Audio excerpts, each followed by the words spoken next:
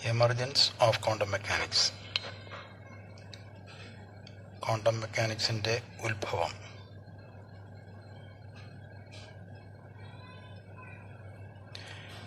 At the end of 19th century, physicists had regarded the Newton's laws of motion and Maxwell's theory of electromagnetism as fundamental laws of physics. 19ാം നൂറ്റാണ്ടിൻ്റെ അവസാനത്തിൽ ഭൗതിക ശാസ്ത്രജ്ഞർ കരുതിയിരുന്നത് Newton's laws of motion, ന്യൂട്ടൻ്റെ ചലന നിയമങ്ങളും മാക്സ്വെല്ലിൻ്റെ electromagnetic തിയറിയും ഫിസിക്സിലെ അടിസ്ഥാന തത്വങ്ങളായി കരുതിയിരുന്നു. These together form the classical mechanics. ഈ രണ്ട് അടിസ്ഥാന തത്വങ്ങളും ആണ് ക്ലാസിക്കൽ മെക്കാനിക്സ് രൂപപ്പെട്ടത്. However, the discovery of radioactivity, X-rays, and the electron led a series of experiments yielding results which could not be explained with classical mechanics. എന്നാൽ radio ആക്ടിവിറ്റിയുടെയും എക്സ്റേസിൻ്റെയും ഇലക്ട്രോണിൻ്റെയും കണ്ടുപിടുത്തത്തോടുകൂടി അവ ഉപയോഗിച്ചുള്ള കുറേ ഏറെ പരീക്ഷണങ്ങൾ നടത്തുകയും അതിൻ്റെ ഫലങ്ങൾ വിശദമാക്കാനായിട്ട് ക്ലാസിക്കൽ മെക്കാനിക്സിന് സാധിക്കാതെയും വന്നു. It became necessary to introduce new ideas which resulted in quantum theory. അപ്പോൾ പുതിയ ആശയങ്ങൾ ഇത് വിശദമാക്കാൻ വേണ്ടി ഉപയോഗിക്കാനായിട്ട് വേണ്ടി വന്നു. അങ്ങനെ ക്വാണ്ടം തിയറി ഉണ്ടായി. Unlike Newton's mechanics or Maxwell's electrodynamics or Einstein's relativity, quantum theory was not created by one individual. Classical mechanics ന്യൂട്ടൻ്റേതും ഇലക്ട്രോഡൈനാമിക്സ് മാക്സ്വെല്ലിൻ്റെയും റിലേറ്റിവിറ്റി ഐൻസ്റ്റീൻ്റെയും കണ്ടുപിടുത്തങ്ങളായിരുന്നു. പക്ഷേ ക്വാണ്ടം തിയറി ഒരു വ്യക്തി ഉണ്ടാക്കിയെടുത്തതല്ല.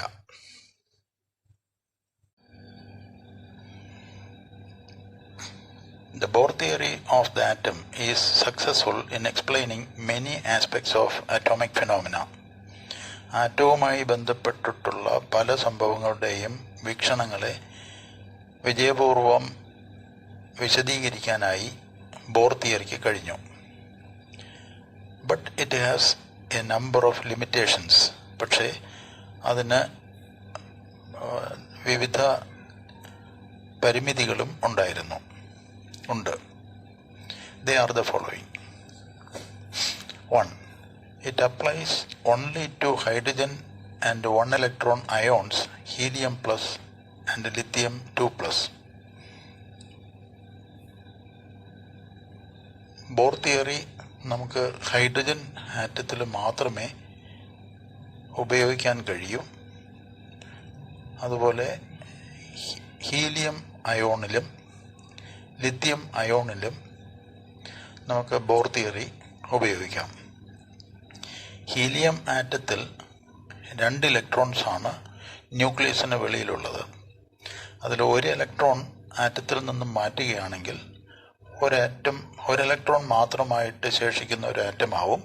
അത് ഹൈഡ്രജൻ പോലെയാണ് അതിൻ്റെ സ്ഥിതി. അതിലും നമുക്ക് ബോർ തിയറി ഉപയോഗിക്കാം. ലിഥിയം ആറ്റത്തിൽ 3 ഇലക്ട്രോൺസ് ആണുള്ളത്.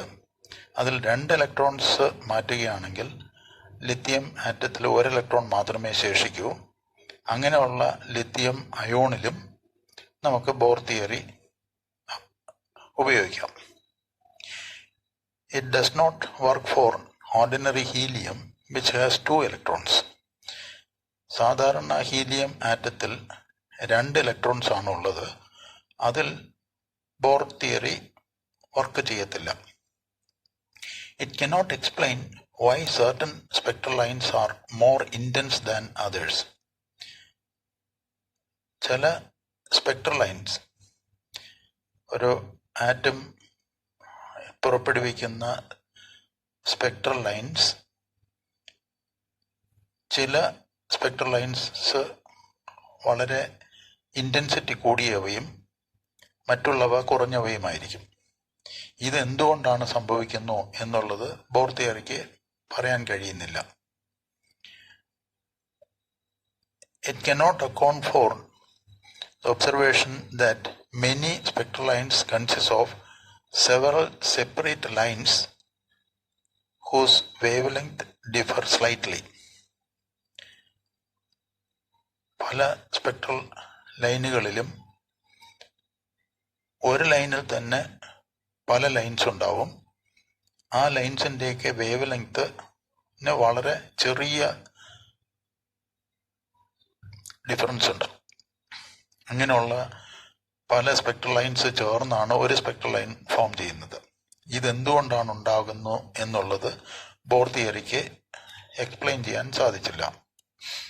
It does not permit us an understanding of how individual atoms interact with one another to form a molecule. നമുക്കറിയാം, ഒരു മോളിക്യൂൾ ആറ്റംസ് ചേർന്നാണ് ഉണ്ടാവുന്നത്. മോളിക്യൂൾസിലുള്ള ആറ്റംസ് എങ്ങനെയാണ് ഇൻറ്ററാക്ട് ചെയ്യുന്നത് എന്ന് ബോർ തിയറിയിൽ നിന്ന് നമുക്ക് മനസ്സിലാക്കാൻ കഴിയില്ല. ഇവയൊക്കെയാണ് ഈ ബോർ തിയറിയിലുണ്ടായ പരിമിതികൾ.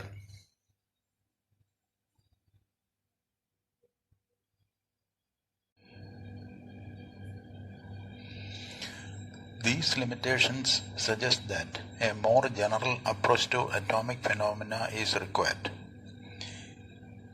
ഈ ന്യൂനതകളെല്ലാം ചൂണ്ടുന്നത് ഒരു പൊതുവായിട്ടുള്ള സമീപനം ആറ്റവുമായിട്ട് ബന്ധപ്പെട്ട കാര്യങ്ങൾക്ക് വേണം എന്നുള്ളതാണ്. Such an approach was developed in 1925 and 1926 by Erwin Schrödinger, Werner Heisenberg, Max Born, Paul Dirac, and others under the name of quantum mechanics. ഇത്തരം ഒരു സമീപനമാണ് 1925-ലും 1926-ലുമായി Erwin Schrodinger, Werner Heisenberg, Max Born, Paul Dirac, മറ്റ് അനേകം ശാസ്ത്രജ്ഞരും കൂടി quantum mechanics എന്ന നാമധേയത്തിൽ ഉണ്ടാക്കിയത്. It described the physical world in a new way. ഇത് ഭൗതിക ലോകത്തെ ഒരു പുതിയ രീതിയിലാണ് വ്യാഖ്യാനിച്ചത്. By the early 1930s, the quantum mechanics was applied to problems involving nuclei, atoms, molecules, and matter in solid state. 1930 ആരംഭത്തിൽ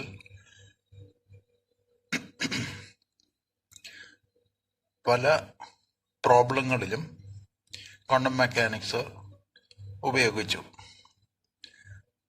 ഈ പ്രോബ്ലങ്ങളിലെല്ലാം ന്യൂക്ലിയസുകളും ആറ്റമുകളും മോളിക്യൂളുകളും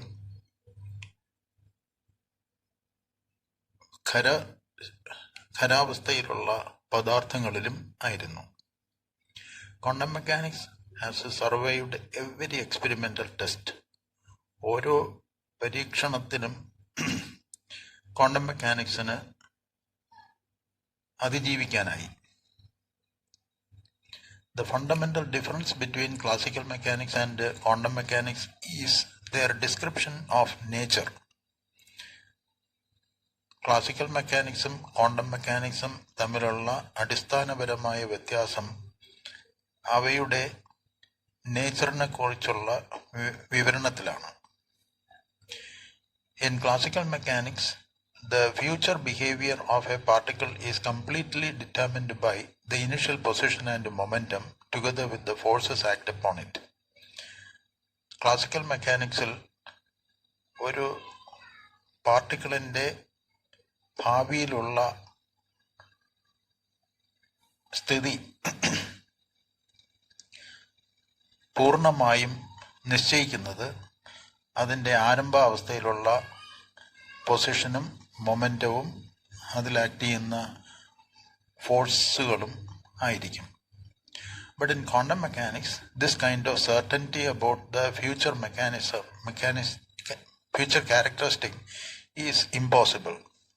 പക്ഷെ ക്വാണ്ടം മെക്കാനിക്സിൽ ഇത്തരം ഉറപ്പ്,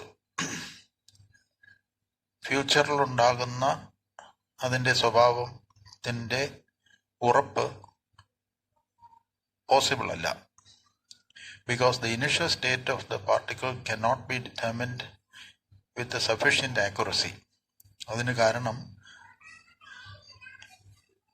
പാർട്ടിക്കിളിൻ്റെ ഇനിഷ്യൽ സ്റ്റേറ്റിലുള്ള ആരംഭാവസ്ഥയിലുള്ള പൊസിഷനെയും മൊമെൻറ്റത്തിനെയും നമുക്ക് കൃത്യമായി മെഷർ ചെയ്യാൻ അല്ലെങ്കിൽ നിശ്ചയിക്കാൻ കഴിയില്ല.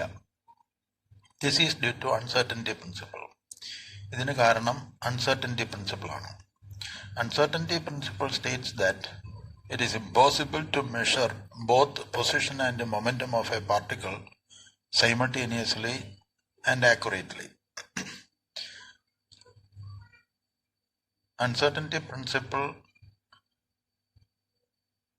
പറയുന്നത് ഒരു പാർട്ടിക്കിളിൻ്റെ പൊസിഷനെയും മൊമെൻറ്റത്തിനെയും ഒരേ സമയത്ത് ആക്യുറേറ്റ് ആയിട്ട് മെഷർ ചെയ്യാൻ സാധ്യമല്ല. The more we know about the position of the particle now, the less we know about the momentum of the particle and the future position. നമുക്ക് ഒരു പാർട്ടിക്കിളിൻ്റെ പൊസിഷനെ കുറിച്ച് നല്ല അറിവുണ്ടെങ്കിൽ ആ പാർട്ടിക്കിളിൻ്റെ മൊമെൻറ്റത്തിനെ കുറിച്ചുള്ള അറിവ് കുറവായിരിക്കും.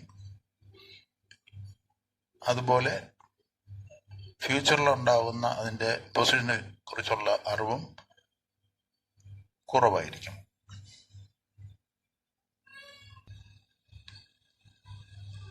Quantum mechanics explores the probabilities of the quantities we observe. നമ്മൾ നിരീക്ഷിക്കുന്ന അളവുകളുടെ പ്രോബബിലിറ്റീസ് മാത്രമേ ക്വാണ്ടം മെക്കാനിക്സിൽ എക്സാമിൻ ചെയ്യുന്നുള്ളൂ.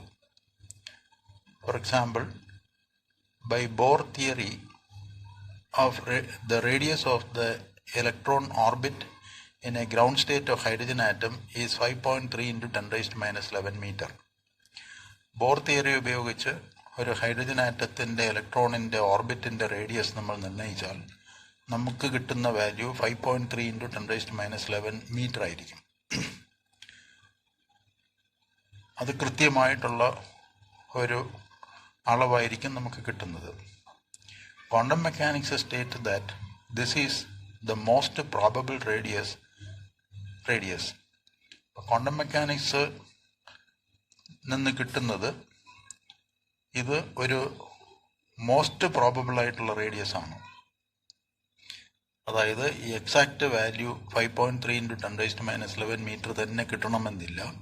അതിനേക്കാളും കൂടിയ വാല്യൂസും കിട്ടാം, അതിനേക്കാളും കുറഞ്ഞ വാല്യൂസും കിട്ടാം. പ്രോബബിളായിട്ട് വരുന്ന ഒരു വാല്യൂ ആണ് 5.3 into 10 raised to minus 11 metre എന്നുള്ളത്. Classical mechanics turns out to be just an approximate version of quantum mechanics. Quantum mechanicsന്റെ ഒരു അപ്രോക്സിമേറ്റ് ആയിട്ടുള്ള വേർഷനാണ് ക്ലാസിക്കൽ മെക്കാനിക്സ് എന്ന് പറയുന്നത്. Thus we can describe both macro worlds and micro worlds with quantum mechanics. Quantum mechanics ഉപയോഗിച്ച് നമുക്ക് വളരെ സൂക്ഷ്മമായിട്ടുള്ള ആറ്റത്തിനെയും sub atomic പാർട്ടിക്കിൾസിനെയും കുറിച്ചുള്ള അറിവും കിട്ടും. അതുപോലെ വളരെ വലിയ വസ്തുക്കളായ പ്ലാനറ്റ്സും മറ്റ് യൂണിവേഴ്സിനെയും കുറിച്ച് ഉള്ള അറിവും നമുക്ക് ക്വാണ്ടം മെക്കാനിക്സിൽ നിന്നും കിട്ടുന്നതാണ്.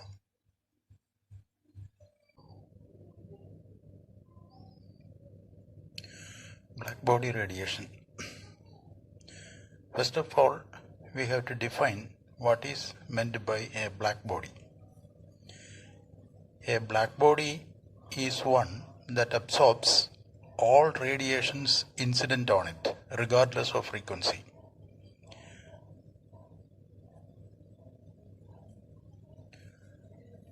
ഏത് ഫ്രീക്വൻസിയിലുള്ള റേഡിയേഷൻസും ഇൻസിഡൻ്റ് ചെയ്യുമ്പോൾ അത് മുഴുവനും അബ്സോർബ് ചെയ്യുന്ന ഒരു ബോഡിയെയാണ് നമ്മൾ ബ്ലാക്ക് ബോഡി എന്ന് പറയുന്നത്.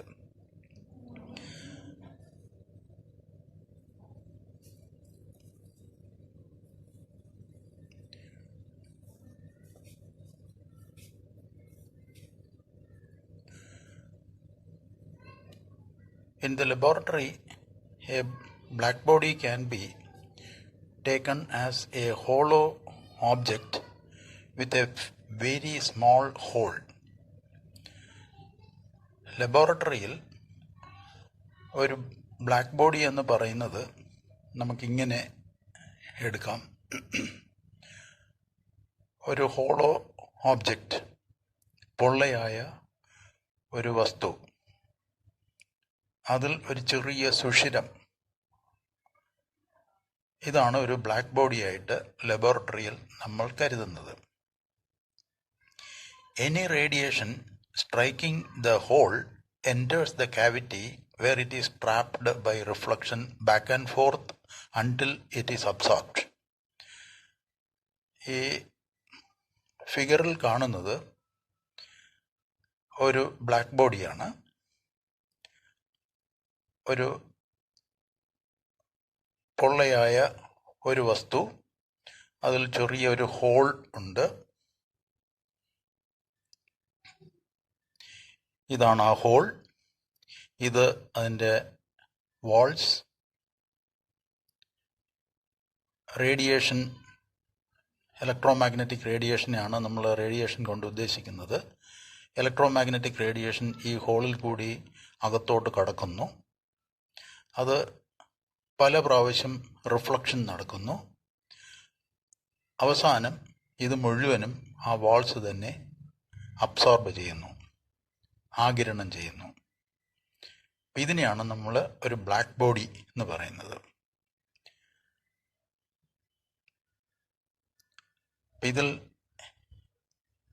any radiation striking the hole enters the cavity where it is trapped by reflection back and forth until it is absorbed. അപ്പോൾ അതാണ് നമുക്ക് ഇവിടെ കാണാൻ സാധിക്കുന്നത്.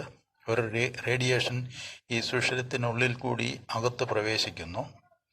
അത് ഈ വാളിൽ റിഫ്ലക്റ്റ് ചെയ്യുന്നു. ഇങ്ങനെ പോയി മൾട്ടിപ്പിൾ റിഫ്ലക്ഷനാണ് നടക്കുന്നത്. ഒന്നിലധികം പ്രാവശ്യം റിഫ്ലക്റ്റ് ചെയ്ത് അവസാനം ഇത് മുഴുവനും അബ്സോർബ് ചെയ്യും. ആ വാൾസ് അബ്സോർബ് ചെയ്യും. അങ്ങനെ റേഡിയേഷൻ ഇതിനകത്ത് ട്രാപ്ഡായി പോകും. The cavity walls are constantly emitting and absorbing radiation. ഈ കാവിറ്റിയുടെ വാൾസ് സ്ഥിരമായിട്ട് റേഡിയേഷൻസ് എമിറ്റ് ചെയ്യുകയും ചെയ്യും.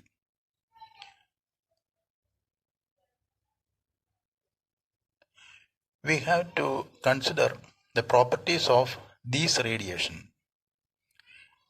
called black body radiation. ഈ റേഡിയേഷൻ്റെ പ്രോപ്പർട്ടീസാണ് നമുക്ക് പരിഗണിക്കേണ്ടതായിട്ടുള്ളത്. ഇതിനെയാണ് ബ്ലാക്ക് ബോഡി റേഡിയേഷൻ എന്ന് പറയുന്നത്.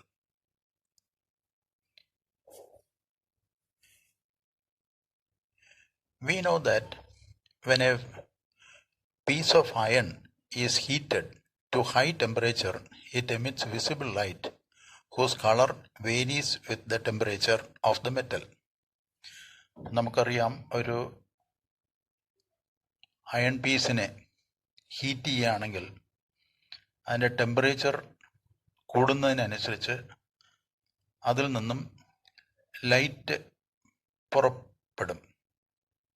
വിസിബിൾ ലൈറ്റ് അതിൽ നിന്ന് എമിറ്റ് ചെയ്യും. ആ വിസിബിൾ ലൈറ്റിൻ്റെ കളർ ഈ അയൺ പീസിൻ്റെ ടെമ്പറേച്ചർ അനുസരിച്ച് മാറിക്കൊണ്ടേയിരിക്കും.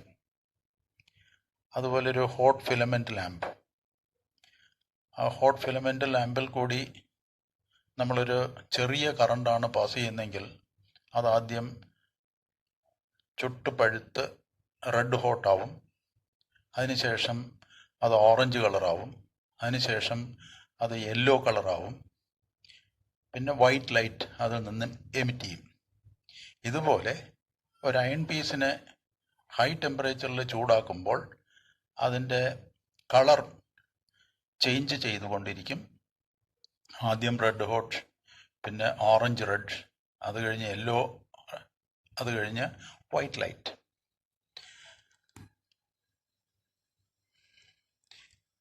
It appears red first and changes to yellow. ആദ്യം ഇത് റെഡ് ആയിരിക്കും, പിന്നെ യെല്ലോയിലോട്ട് മാറും. When heated further it changes to white. വീണ്ടും നമ്മൾ ഹീറ്റ് ചെയ്യുകയാണെങ്കിൽ അത് വൈറ്റ് ആയിട്ട് മാറും. In fact other frequencies, wavelengths which our eyes cannot see are present. ഇതിൽ നിന്നും വരുന്ന ലൈറ്റ് വിസിബിൾ ആയതുകൊണ്ട് നമുക്ക് കാണാൻ സാധിക്കുന്നുണ്ട്. പക്ഷെ വിസിബിൾ അല്ലാത്ത റേഡിയേഷൻസും ഇതിൽ നിന്നും പുറപ്പെടാറുണ്ട്. അത് നമ്മുടെ കണ്ണിന് കാണാൻ പറ്റത്തില്ല, പക്ഷെ അവിടെ അങ്ങനെയുള്ള റേഡിയേഷനും ഉണ്ടാവും. An object need not be hot to emit radiation. ഒരു വസ്തു റേഡിയേഷൻ എമിറ്റ് ചെയ്യാനായിട്ട് അത് ചൂടായിരിക്കണം എന്ന് നിർബന്ധമില്ല. All objects radiate electromagnetic radiation continuously whatever be the temperature. ഒരു എല്ലാ വസ്തുക്കളും ഇലക്ട്രോമാഗ്നറ്റിക് റേഡിയേഷനെ എമിറ്റ് ചെയ്യും, കണ്ടിന്യൂസ് ആയിട്ട് എമിറ്റ് ചെയ്യും. അതിന് ടെമ്പറേച്ചർ ഒരു പ്രശ്നമേ അല്ല. ഏത് ടെമ്പറേച്ചറിലും അതിൻ്റെ ആ വസ്തു റേഡിയേഷൻ എമിറ്റ് ചെയ്യും. ടെമ്പറേച്ചർ 0 കെൽവിന് മുകളിലുള്ള ഏത് വസ്തുവും റേഡിയേഷൻസ് എമിറ്റ് ചെയ്യും. But which frequencies would dominate depends on the temperature. ഈ എമിറ്റ് ചെയ്യുന്ന റേഡിയേഷനിൽ ഏതൊക്കെ ഫ്രീക്വൻസീസ് ആണ് ഡോമിനേറ്റ് ചെയ്യുന്നെന്നുള്ളത് ടെമ്പറേച്ചറിനെ ആശ്രയിച്ചിരിക്കും. At room temperature, most of the radiation is in the infrared part of the spectrum, which are invisible. Room ടെമ്പറേച്ചറിൽ മിക്ക റേഡിയേഷനും infrared part ആയിരിക്കും, സ്പെക്ട്രത്തിൻ്റെ infrared പാർട്ടിലുള്ളതായിരിക്കും. അത് നമുക്ക് കാണാൻ സാധിക്കുന്ന റേഡിയേഷൻ അല്ല. Experimentally we can consider black body radiation by observing the radiation emerges from the hole of the cavity. ഈ പരീക്ഷണത്തിനായി നമുക്ക് ഒരു ബ്ലാക്ക് ബോഡി റേഡിയേഷൻ ആയി ഈ ഹോളിൽ നിന്നും, കാവിറ്റിയിലുള്ള ഹോളിൽ നിന്നും എമിറ്റ് ചെയ്യുന്ന റേഡിയേഷനെ ഒരു ബ്ലാക്ക് ബോഡി റേഡിയേഷനായിട്ട് പരിഗണിക്കാം. A black body radiates more when it is hot than when it is called.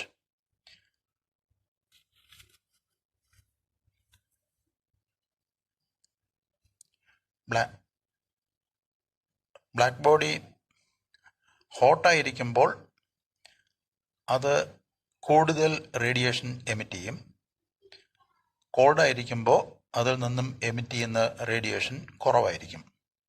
The spectrum of A hot black body has it's peak at A higher frequency than the peak in the spectrum of cooler one. ഒരു hot ബോഡിയിൽ നിന്നും emit ചെയ്യുന്ന radiation പല ഫ്രീക്വൻസീസിലുള്ളതായിരിക്കും, അല്ലെങ്കിൽ പല wave ലെങ്ത്തിലുള്ളതായിരിക്കും. അപ്പം അതിനെയാണ് നമ്മൾ സ്പെക്ട്രം എന്ന് പറയുന്നത്. അപ്പോൾ ആ ബ്ലാക്ക് ബോഡിയിൽ നിന്ന് കിട്ടുന്ന സ്പെക്ട്രം, ഒരു ഹോട്ട് ബ്ലാക്ക് ബോഡിയിൽ നിന്നും കിട്ടുന്ന സ്പെക്ട്രത്തിൻ്റെ പീക്ക് എന്ന് ഉദ്ദേശിക്കുന്നത് ഇൻറ്റൻസിറ്റി കൂടിയ പാർട്ട്, ആ സ്പെക്ട്രത്തിൽ ഇൻറ്റൻസിറ്റി കൂടിയ പാർട്ട് എപ്പോഴും ഹയർ ഫ്രീക്വൻസിയിലായിരിക്കും. കോൾഡർ ബോഡി എമിറ്റ് ചെയ്യുന്ന സ്പെക്ട്രത്തിൻ്റെ പീക്കിനേക്കാളും ഹയർ ഫ്രീക്വൻസിയിലായിരിക്കും ഈ ഹോട്ട് ബോഡി എമിറ്റ് ചെയ്യുന്ന റേഡിയേഷൻ്റെ പീക്ക്. അതാണ് നമ്മൾ ഈ ചിത്രത്തിൽ കാണുന്നത്.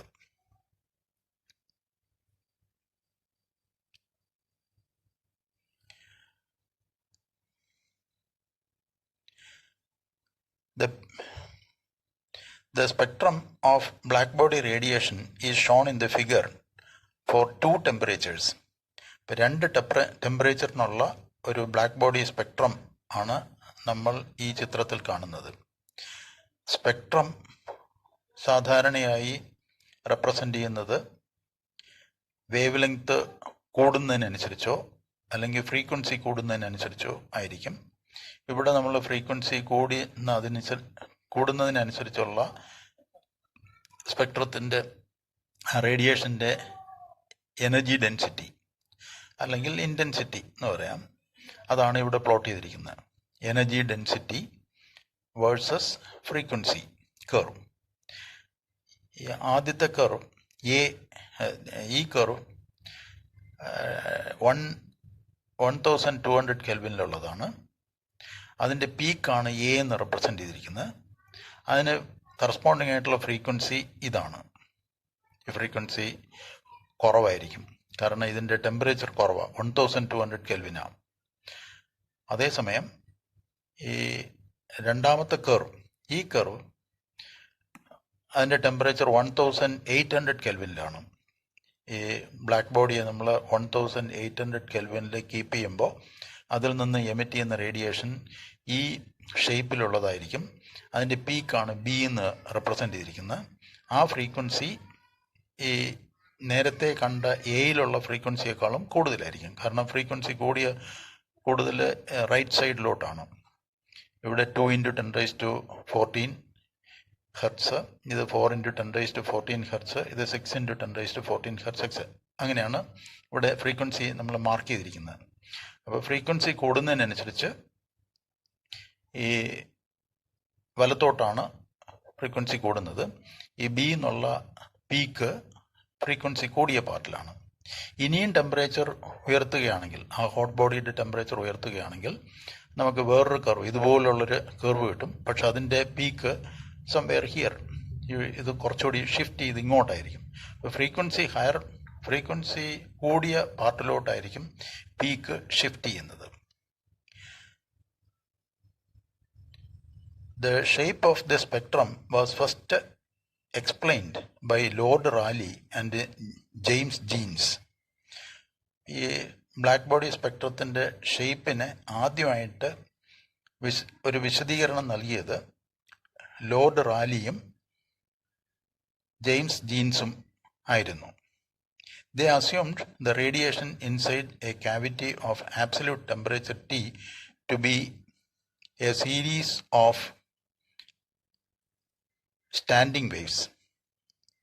അപ്പോൾ അവർ കരുതിയിരുന്നത് ഒരു കാവിറ്റിയിൽ നിന്നും എമിറ്റ് ചെയ്യുന്ന റേഡിയേഷൻ, ഏതെങ്കിലും ഒരു ടെമ്പറേച്ചർ T ടെമ്പറേച്ചറിൽ എമിറ്റ് ചെയ്യുന്ന റേഡിയേഷൻസ് ഒരു സ്റ്റാൻഡിങ് വേവ്സിൻ്റെ നിരകളായിരിക്കും എന്നാണ്.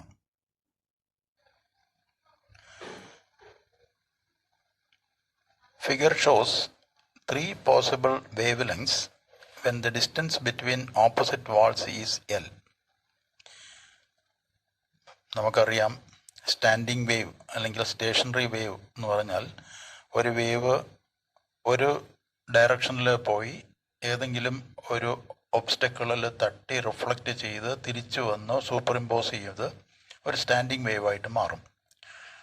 ഒരു സ്ട്രിങ്, വലിച്ചു കെട്ടിയ സ്ട്രിങ്, അതിനെ നമ്മളൊന്ന് ഡിസ്പ്ലേസ് ചെയ്തിട്ട് വിടുകയാണെങ്കിൽ നമുക്കൊരു സ്റ്റാൻഡിങ് വേവ് അതിൽ ഫോം ചെയ്യുന്നത് കാണാം. അതിൽ ഈ സ്ട്രിങ് ഫിക്സ് ചെയ്തിരിക്കുന്ന എൻഡിൽ സ്ട്രിങ്ങിന് വൈബ്രേറ്റ് ചെയ്യാൻ സാധിക്കത്തില്ല. അപ്പോൾ അവിടെ നമുക്കൊരു നോഡ് കിട്ടും. നോഡ് ആണ് ഇവിടെ റെപ്രസെൻ്റ് ചെയ്തിരിക്കുന്നത്.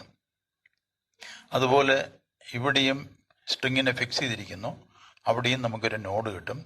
ഇതിനിടയ്ക്ക് ഒരു ആൻറ്റി നോഡ്. അപ്പോൾ രണ്ട് നോഡ്സ് രണ്ട് ഫിക്സഡ് എൻഡ്സിലും ഒരു ആൻറ്റി നോഡ് നടുക്കുമായിട്ടുണ്ടാവും. അപ്പം ഇതാണ് ഒരു ടൈപ്പ് സ്റ്റാൻഡിങ് വേവ്. അപ്പോൾ അതിൻ്റെ വേവ് ലെങ്ത് ആണ് നമ്മളിവിടെ മാർക്ക് ചെയ്തിരിക്കുന്നത്. ഇതിൻ്റെ ഒരു എൻഡ് തൊട്ട് മറ്റേ എൻഡ് വരെയുള്ള ലെങ്ത് എൽ. λ1 = 2L. ഇപ്പോൾ വേവ് ലെങ്ത് എന്ന് പറയുമ്പോൾ ഒരു ക്രസ്റ്റും ഒരു ട്രഫും കൂടി ചേർന്നതാണ്. ഇവിടെ നമ്മളൊരു ക്രസ്റ്റ് മാത്രമേ കാണുന്നുള്ളൂ, ഒരു ട്രഫും കൂടി ചേർന്നാലേ ഒരു വേവ് ലെങ്ത് ആവുള്ളൂ. അപ്പോൾ ഇത് ഇത്രയും പകുതി വേവ് ലെങ്ത് ആണ്. അപ്പോൾ ഈ വേവ് ലെങ്ത് λ1 എന്ന് പറയുന്നത് 2L ആയിരിക്കും. അതിന് കറസ്പോണ്ടിങ് ആയിട്ടുള്ള ഫ്രീക്വൻസി ν1 എന്ന് പറയുന്നത് v/λ1. v എന്ന് പറയുന്ന velocity of wave, nu is the frequency. But here the frequency is ν1. ν1 is equal to v/λ1, which is equal to v/2L.